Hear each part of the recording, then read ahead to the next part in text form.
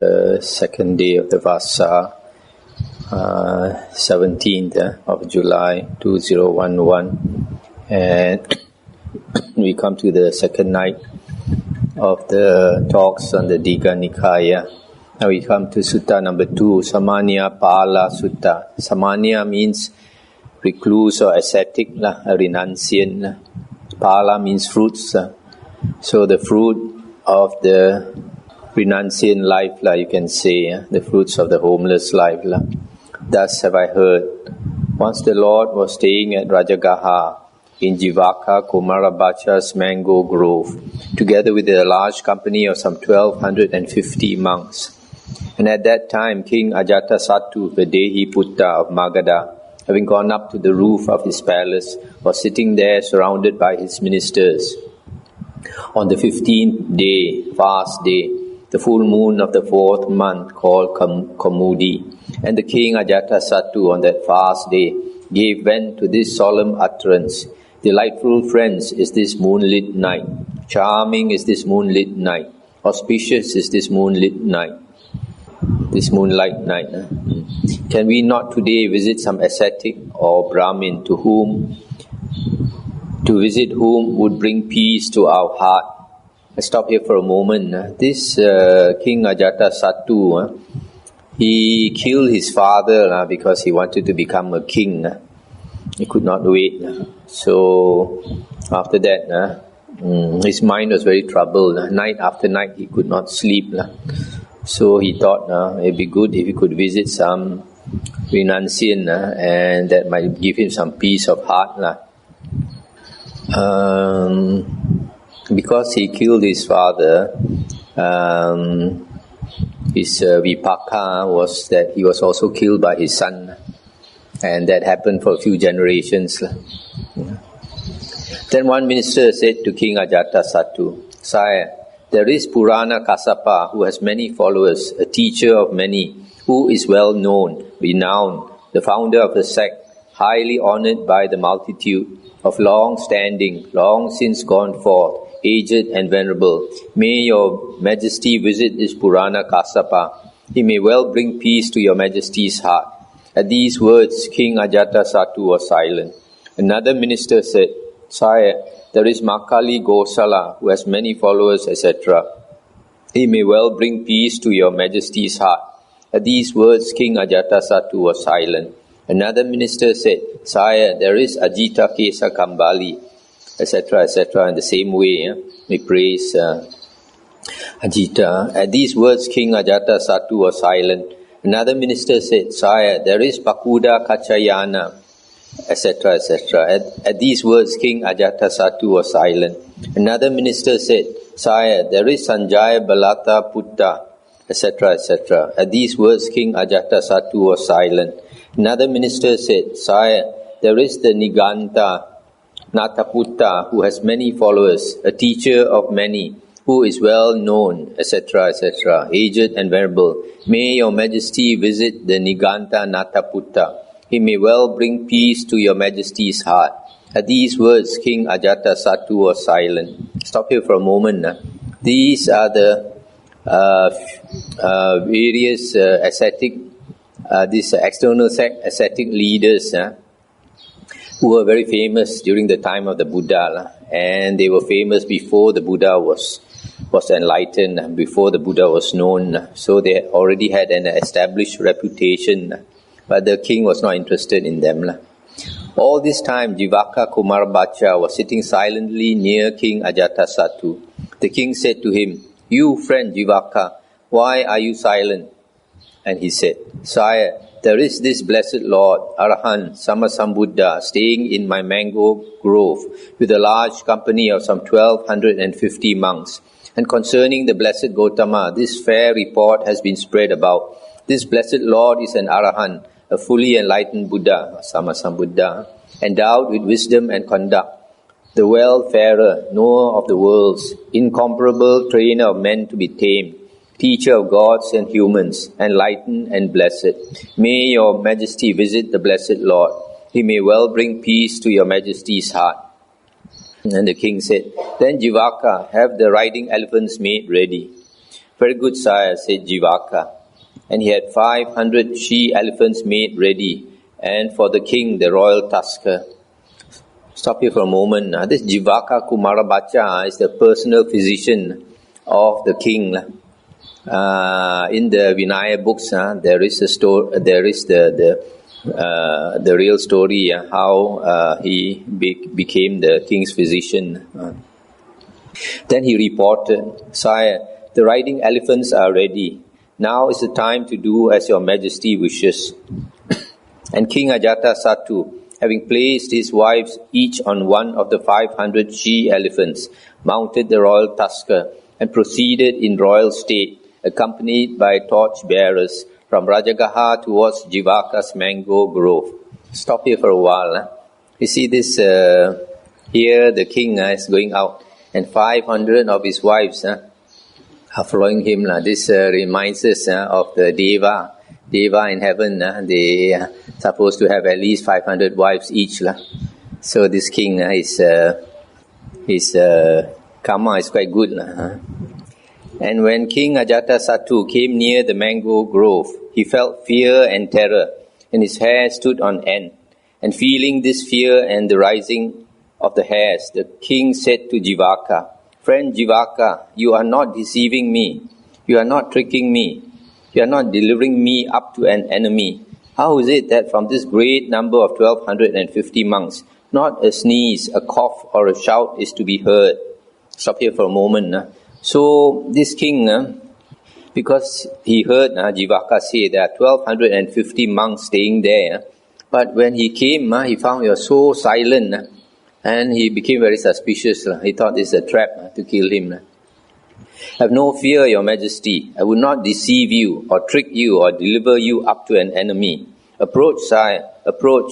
There are the lights burning in the round pavilion."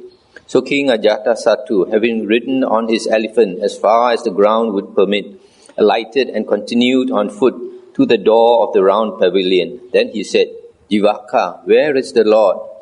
And Jivaka said, "That is the Lord, sire. That is the Lord sitting against a middle column with his order of monks in front of him." Then King Ajatasattu went up to the Lord and stood to one side. And standing there to one side, the king observed how the order of monks continued in silence like a clear lake, and he exclaimed, "If only Prince Udayabhadra were possessed of such calm as this order of monks." And the Buddha said, "Do your thoughts go to the one you love, your majesty?" And he said, "Lord, Prince Udayabhadra is very dear to me. If only he were possessed of the same calm as this order of monks." Stop here for a moment. So the king was surprised that so many monks and they were so quiet. And suddenly he thought of his son. His son must have been very noisy and restless. And he thought it would be very good if his son were like this Sangha of monks. Then King Ajatasattu, having bowed down to the Lord and saluted the order of monks with joined hands, sat down to one side and said, "Lord, I would ask something if the Lord would deign to answer me." "Ask, your majesty, anything you like." Stop here for a moment. You see, so here you see the king bows down to the Buddha, and he shows respect to the other monks by joined hands. So in India, there is great respect for renunciants. So that's why the king bows down. And also nowadays in Buddhist countries like Thailand, even the king also bows down to the monks. And he said, "Lord, just as there are these various craftsmen, such as elephant drivers, horse drivers, chariot fighters, archers, standard bearers, adjutants, army caterers, champions and senior officers, scouts, heroes, brave fighters, cuirassiers, slave sons, cooks, barbers, bathmen, bakers, garland makers, bleachers, weavers, basket makers, potters, calculators and accountants, and whatever other skills there are, they enjoy here and now the visible fruits of their skills. They themselves are delighted and pleased with this, as are their parents, children and colleagues and friends. They maintain and support ascetics and Brahmins, thus assuring for themselves a heavenly, happy reward tending towards paradise. Can you, Lord, point out to such a reward, visible here and now, as a fruit of the homeless life? Stop here for a moment. So this king is like many lay persons, ignorant lay persons. They think, why must a person become a monk? The life of the monk is so hard, so much suffering. I have to live in the forest, beg for the food, I have not even a cent in the pocket, and all this thing. And so he wants to know what is the reason for becoming a renunciant, a homeless one. And the Buddha said, Your Majesty, do you admit that you have put this question to other ascetics and Brahmins? I admit it, Lord. Would Your Majesty mind saying how they replied? I do not mind telling the Lord or one like him. Well then, Your Majesty, tell me. Once, Lord, I went to see Purana Kassapa. Having exchanged courtesies, I sat down to one side and said, Good Kassapa, just as there are various craftsmen, etc., they enjoy here and now the visible fruits of their skills, etc. Can you, Kassapa, point to such a reward, visible here and now, as a fruit of the homeless life? At this, Lord, Purana Kassapa said, Your Majesty, by the doer or instigator of a thing, by one who cuts or causes to be cut, by one who burns or causes to be burned, by one who causes grief and weariness, by one who agitates or causes agitation, who causes life to be taken, or that which is not given to be taken, commits burglary, carries off booty, commits robbery, lies in ambush, commits adultery, and tells lies. No evil is done. If with a razor-sharp wheel one were to make of this earth one single mass and a heap of flesh, there would be no evil as a result of that. No evil would accrue. If one were to go along the south bank of the Ganges, killing, slaying, cutting or causing to be cut, burning or causing to be burned, there would be no evil as a result of that. No evil would accrue. Or if one were to go along the north bank of the Ganges, giving and causing to be given, sacrificing and causing to be sacrificed, there would be no merit as a result of that. No merit would accrue. In giving, self-control, abstinence and telling the truth, there is no merit and no merit accrues. Thus, Lord, Purana Kassapa, on being asked about the present fruits of the homeless life, explained non-action to me. Just as if, on being asked about a mango, he were to describe a breadfruit tree, or on being asked about a breadfruit tree, he were to describe a mango. So Purana Kassapa, on being asked about the present fruits of the homeless life, explained non-action to me. And Lord, I thought, how should one like me think despitefully of any ascetic or Brahmin dwelling in my territory? So I neither applauded nor rejected Purana Kassapa's words, but though displeased, not expressing my displeasure, saying nothing, rejecting and scorning speech, I got up and left. Stop here for a moment. So here you see this Purana Kassapa, when you ask him a question, he does not answer your question. Instead, he's trying to explain his doctrine, his belief, his view. And his view is that if you kill all the people in this whole world, there's no evil. And if you do good deeds also, there's no merit. This is very dangerous talk. He's saying there's no karma vipaka. So you can do all the evil you like. There's no result of that evil. And there's no use in doing good also, he's saying. So if his followers believe that, then they will not do any good, and they will do a lot of evil. So this king felt displeasure. In fact, he feels like despising this Purana Kassapa, but he thought he should not despise him. So without saying anything, he left. Once I visited Makkhali Gosala and asked him the same question. Makkhali Gosala said, Your Majesty, there is no cause or condition for the defilement of beings. They are defiled without cause or condition. There is no cause or condition for the purification of beings. They are purified without cause or condition. There is no self-power or other power. There is no power in humans, no strength or force, no vigor or exertion. All beings, all living things, all creatures, all that lives is without control, without power or strength. They experience the fixed cause of pleasure and pain through the 6 kinds of rebirth. There are 1,400,000 principal sorts of birth and 6,000 others, and again 600.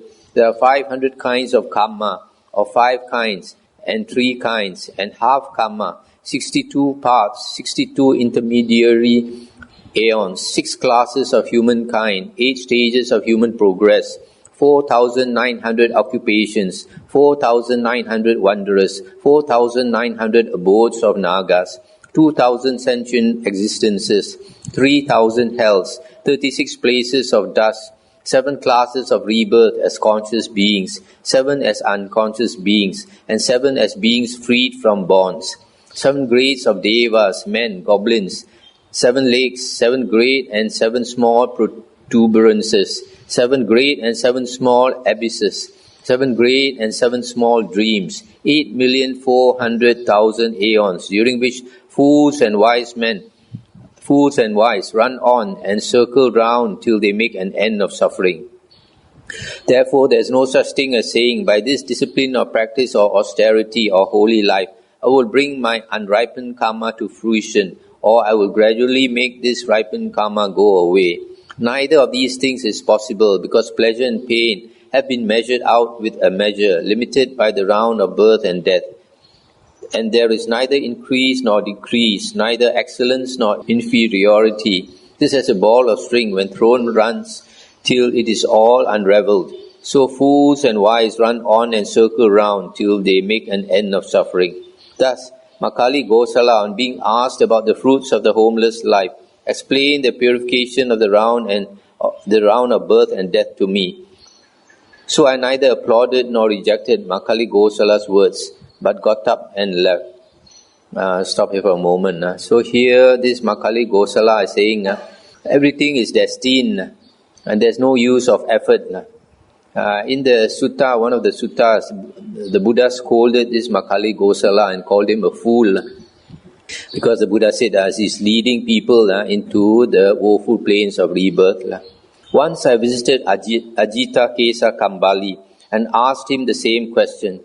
Ajita Kesakambali said, Your Majesty, there is nothing given, bestowed, offered in sacrifice. There is no fruit or result of good or bad deeds. There is not this world or the next. There is no mother or father. There are no spontaneously arisen beings. There are in the world no ascetics or Brahmins who have attained, who have perfectly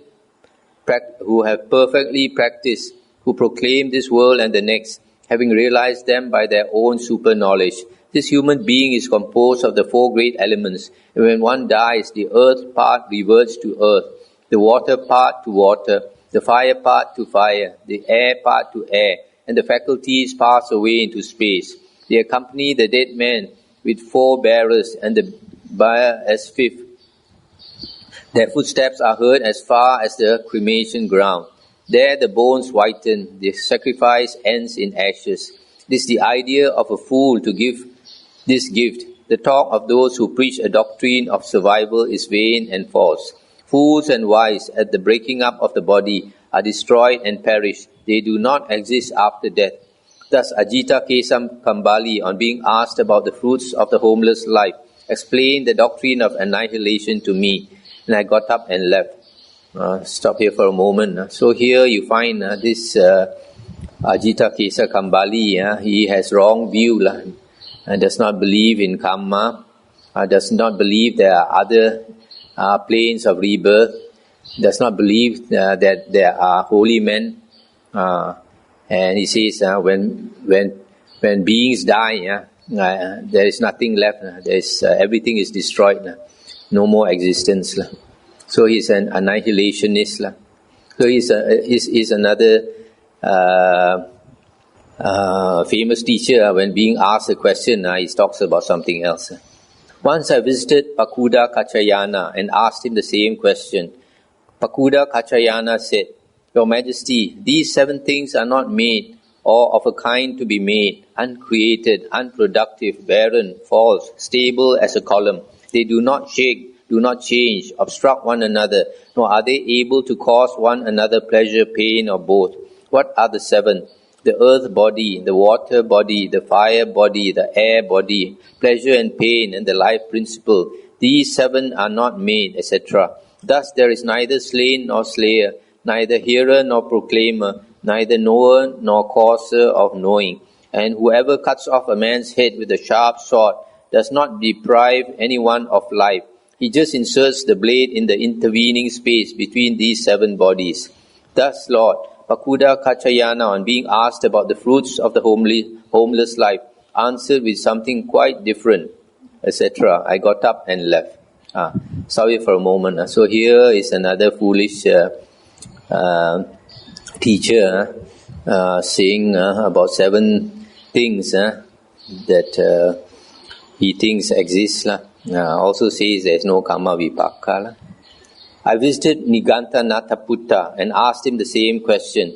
The Nigantha Nataputta said, Your Majesty, here a Nigantha is bound by a 4-fold restraint. What for? He is curbed by all curbs, enclosed by all curbs, cleared by all curbs, and claimed by all curbs. And as far as a Nigantha is bound by this 4-fold restraint, thus the Nigantha is called self-perfected, self-controlled, self-established. Thus, Lord, the Nigantha Nataputta, on being asked about the fruits of the homeless life, explained the 4-fold restraint to me, etc. I got up and left. I stopped here for a moment. This Nigantha Nataputta, this was another famous teacher, but he's one of the few that his followers exist right up to now. They are also called the Jains. And he's one of 3 types of ascetics in India at the time of the Buddha who are naked ascetics. And they are very strict vegetarians, these Niganthas. They are vegans. And not only vegans, even I think up to today, they will not take, like for example, green vegetables. They say green vegetables have life. So they will only take yellow vegetables, which they say have no more life. Because I know a doctor who told me when he was young, he worked in India, and he went to attend to one rich lady and found that she was suffering from malnutrition, and then realized that because they were Niganthas, they were not eating any meat, not taking any milk, etc. Once I visited Sanjaya Belatthaputta and asked him the same question. Sanjaya Belatthaputta said, If you ask me, is there another world? If I thought so, I would say so. But I don't think so. I don't say it is so. And I don't say otherwise. I don't say it is not. And I do not say it is not. If you ask, isn't there another world? Or both or neither? Is there fruit or result of good and bad deeds? Isn't there both? Neither. Does the Tathagata exist after death? Does he not? Both, neither. I don't not say it is not. Thus, Lord, Sanjaya Belatthaputta, and being asked about the fruits of the homeless life, replied by evasion, just as if on being asked about a mango, he were to describe a breadfruit, etc. And I thought, of all these ascetics and Brahmins, Sanjaya Belatthaputta is the most stupid and confused. So I neither applauded nor rejected his words, but got up and left. Stop here for a moment. So this Sanjaya is one of those. In the last night we heard about eel wrigglers. He's an eel wriggler. He doesn't say this, he doesn't say that, and he says he doesn't say that he doesn't say also. And so, Lord, I now ask the Blessed One, just as there are these various craftsmen, etc., who enjoy here and now the visible fruits of their skills, assuring for themselves a heavenly happy reward, etc. Can you, Lord, point to such a reward, visible here and now, as a fruit of the homeless life? I can, Your Majesty. I will ask a few questions in return, and you, Sire, shall answer as you see fit. What do you think, Sire? Suppose there were a man, a slave, a laborer, getting up before you and going to bed after you, willingly doing whatever has to be done, well-mannered, pleasant-spoken, working in your presence, and he might think, it is strange, it is wonderful, the destiny and fruits of meritorious deeds. This King Ajatasattu, Putta of Magadha, is a man, and I too am a man. The king is addicted to and indulges in the 5 sense pleasures, just like a god. whereas I am a slave, etc., working in his presence. I ought to do something meritorious. Suppose I were to shave off my hair and beard, don yellow robes and go forth from the household life into homelessness. And before long he does so. And he, having thus gone forth, might dwell restrained in body, speech and thought, satisfied with a minimum of food and clothing, content in solitude. And then if people were to announce to you, Sire, you remember that slave who worked in your presence and who shaved off his hair and beard and went forth into homelessness. He is living restrained in body, speech and thought, etc. in solitude. Would you then say, that man must come back and be a slave and work for me as before? And the king said, No, indeed, Lord, for we should pay homage to him. We should rise and invite him and press him to receive from us robes, food, lodging, medicines for sickness and requisites, and make arrangements for his proper protection. What do you think, Sire? Is that one fruit of the homeless life visible here and now? Certainly, Lord. Then that, Sire, is the first such fruit of the homeless life. But Lord, can you show any other reward visible here and now as a fruit of the homeless life? I can, Sire. I will just ask a few questions in return, and you, Sire, shall answer as you see fit. What do you think, Sire? Suppose there were a man, a farmer, a householder in your service, the steward of an estate.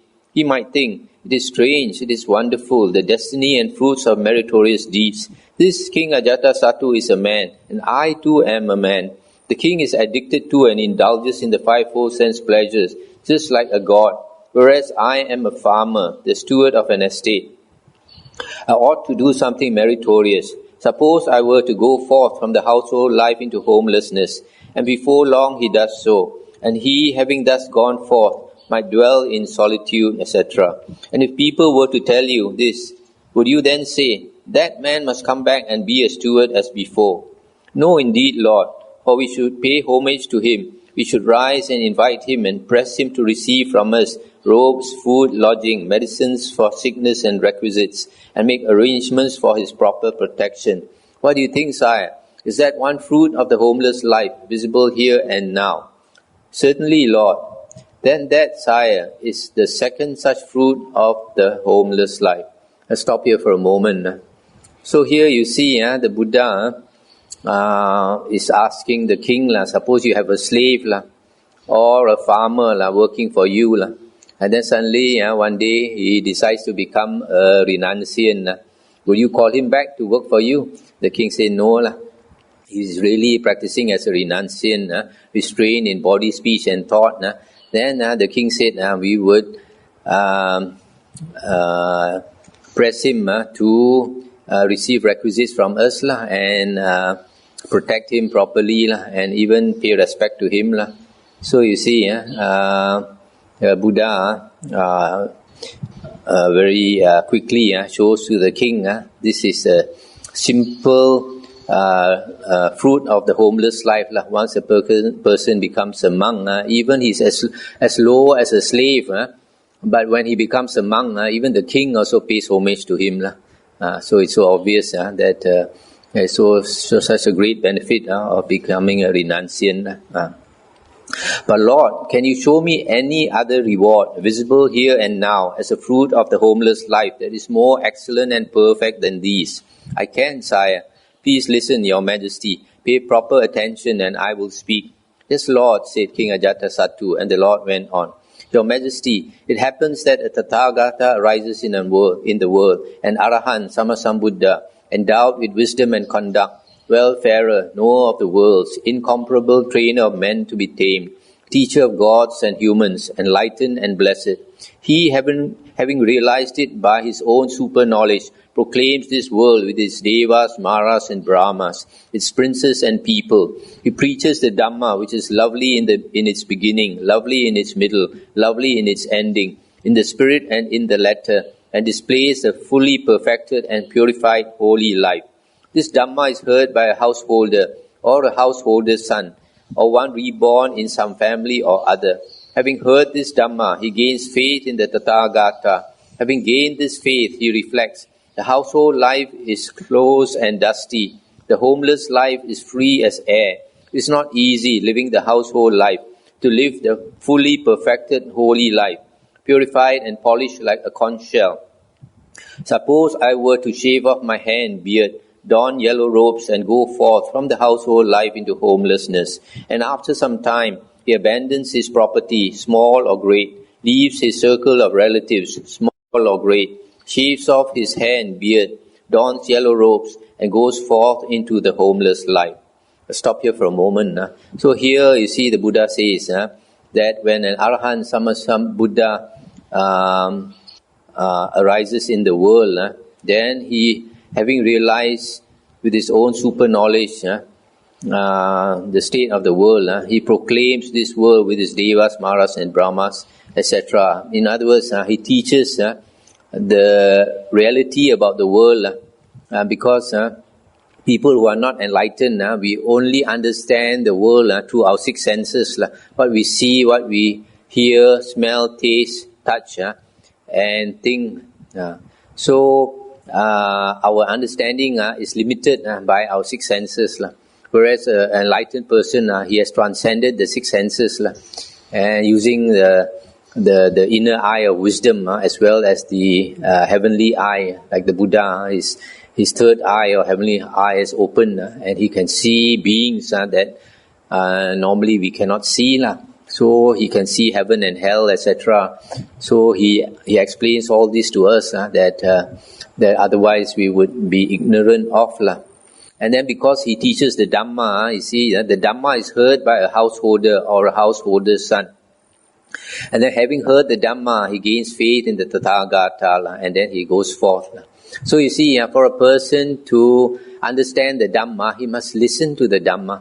If Sammasambuddha did not arise in the world, and there is no real Dhamma, then however much we meditate, however much we think about it, we can never attain the fruit, the Aryan fruitions, the real fruits of the holy life.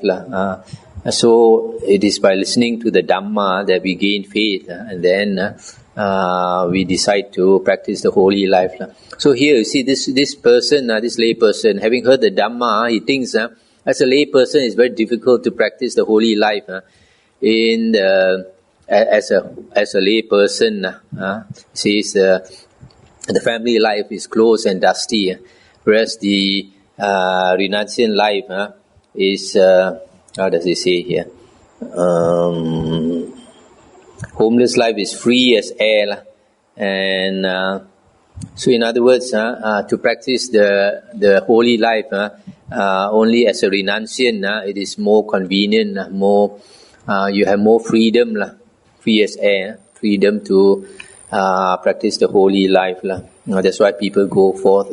But unless you make some progress as a lay person, there's no point in going forth. If a person is not ready to go forth, you go forth too early, then you will never succeed. Only as a lay person you have practiced enough, advanced enough, then you find that you are restricted in time, you are restricted in many ways. So if you really want to practice, then only you renounce. So a person who renounces, abandons his property, leaves his circle of relatives, small or great, and goes forth. A lot of people, they think they want to renounce, but they don't really understand what it means to renounce. So if a person doesn't really understand what it means to renounce, he should not renounce. You have to be very, very sure of yourself.